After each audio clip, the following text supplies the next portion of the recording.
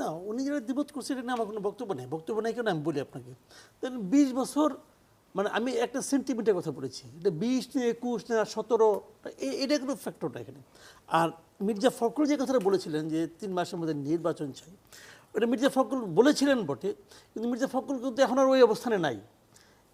এরপরে কিন্তু একবারও বলেনি, একবারই বলছিলেন, ওটা হচ্ছে উত্তেজনার বশবর্তী হয়ে বলছেন, অনেক কিছুই বলছেন। কিন্তু পরে যখন বুঝছেন, মানুষের সেন্টিমেন্ট যখন দেখছেন, মানুষের সেন্টিমেন্ট কিন্তু মির্জা ফখরুলের পক্ষে ছিল না ওই সময়। ওই সময় বড় মানুষের সেন্টিমেন্ট ছিল এই অন্তর্বর্তীকালীন সরকারের পক্ষে, যে কারণে এটা মির্জা ফখরুল বুঝতে পেরেছেন, বুঝে উনি ব্যাক গিয়ারে গেছেন, কোনো প্রবলেম নেই তো। আমি যেটা বলতে চাই সেটা হলো যে ওই সময়ে এই সরকার আসা মাত্র মানুষের একটা যে বিশাল প্রত্যাশা, সেই প্রত্যাশাটা ছিল এই সরকারকে ঘিরে, যে কারণে মানুষকে ওই সময় যারা যা বলতো তাই শুনতো কিন্তু ধরে রাখতো না। যখনই সমস্যায় পড়তো তখনই অন্য কথা কইতো, না ভাই আপনি তো পারেন নাই। এটা হতেই থাকবে, এটা পৃথিবীর সব সরকারেরই হয়। যতই দিন যাবে তার জনপ্রিয়তা কমতে থাকবে, এবং এই সরকারেরটা খুব দ্রুত কমতেছে।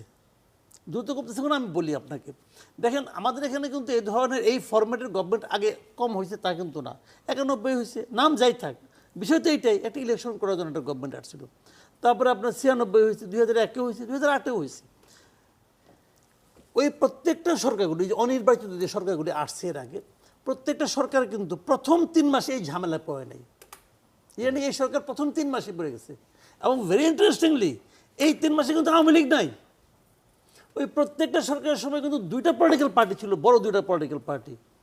এই সরকারের আমলে কিন্তু আওয়ামী লীগ নাই। জামাত তাকে সাপোর্ট দিয়ে যাচ্ছে এক টাকারে, জামাতের মুখে একটাই পর্যন্ত কোনো কথা পাবেন না যা নাকি সরকারের বিরুদ্ধে যায়। বিএনপিও ইদানিং অল্প অল্প করে বলতেছে, তার মানে এই বিএনপি ওই দেখুন উনি কিন্তু বলতেছে এটা আমাদের সরকার, তার মানে কি সবাই এই সরকারকে সাপোর্ট দিচ্ছে। এত সাপোর্টও ধারণ করার ক্ষমতা এই সরকারের নাই। যদি থাকতো তাহলে দ্রব্যমূল্য এরকম হইতো না। আপনি এক অজুহাত দিয়ে লাভ নেই রে ভাই, আওয়ামী লীগ অজুহাত দিছে, কি অজুহাত দিচ্ছে? ইউক্রেন যুদ্ধ, করোনা বলছে। লজিক্যালি আপনি প্রুভ করতে পারবেন যে করোনা অনেক ক্ষতি হয়েছে, ইউক্রেন যুদ্ধ অনেক ক্ষতি হয়েছে। সাধারণ মানুষকে এটা বিশ্বাস করছে? সাধারণ মানুষ কিনতে যায় যে ক্লান্ত হয়েছে, সেই ক্লান্তিকে একটু কমছে? কমে নাই, এইবারও কমে নাই।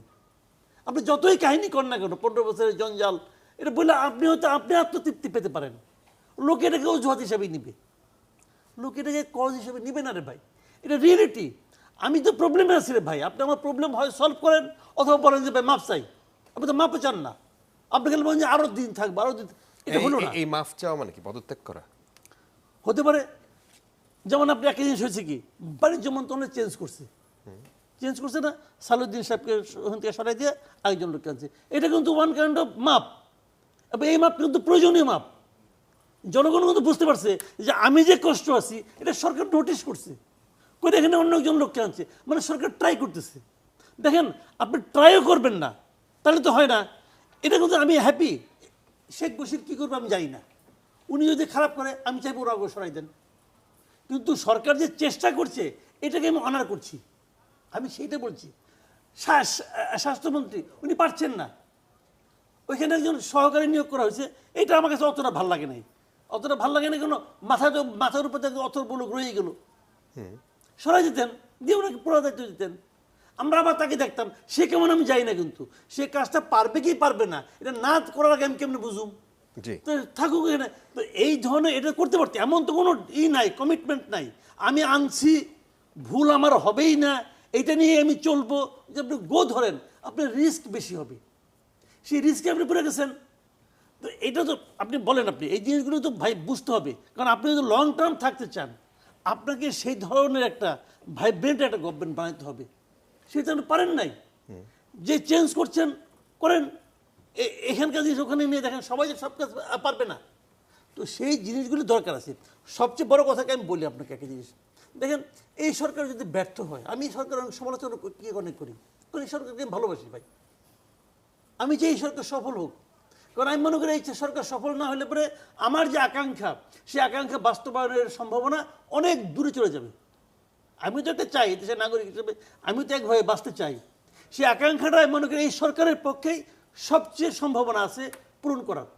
না, কিন্তু এই সরকারকে আপনি ভালোবাসেন, কিন্তু যেইভাবে সমালোচনা করেন এতে তো তারা ডিমোরালাইজড হয়ে যাবে। কেন ডিমোরালাইজ হবে? তারা তো আমার যে জ্ঞানী লোক রে ভাই। শুনেন, আমি এই কথাটা আগে বলছি, আবারও বলি, আমার সন্তান যদি পরীক্ষায় খারাপ করে আমি বেশি মন খারাপ করি, নাকি ওনার সন্তান পরীক্ষায় খারাপ করলে আমি বেশি মন খারাপ করি? আপনার সন্তান। তাহলে আমার সন্তানকে আমি ভালোবাসি বলে তো করি, রাইট। তো আমি করবো না এটা আমি। এবং আমার সন্তানকে আমি যেভাবে গালি দিব, ওনার সন্তানকে আমি গালি দিব না তো, রাইট। তাহলে তো আমার সন্তানকে আমি গালি দিব। আচ্ছা।